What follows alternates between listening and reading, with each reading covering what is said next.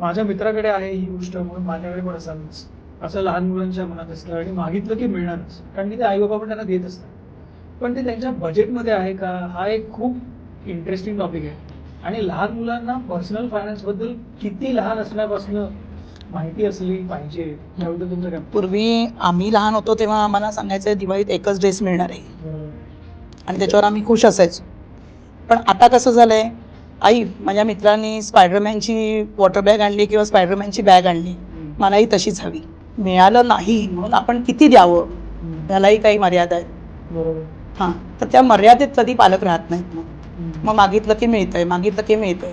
आज तुम्ही 1,000 रुपयाची कार आण, रिमोट कार, 4 दिवसात तो मुलगा तोडून मोकळा होतो आणि परत जातो वाट्या भांडी घेऊन बाहेर येऊन बसतो हॉलमध्ये खेळायला. त्या वाट्या भांड्यांचीच खेळतो.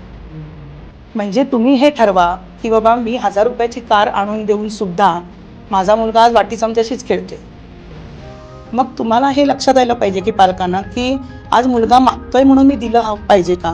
मग याच्यात आपल्याला लाईट बिल भरायचं असतं हे, या तुम्ही जरी त्याला आत्ता त्याच्या वयाला कळत नसेल तरी तुम्ही त्यांच्या वयात जाऊन त्यांच्या वयाच्या भाषेला तुम्ही त्यांना समजावू शकता असं मला तरी वाटतं.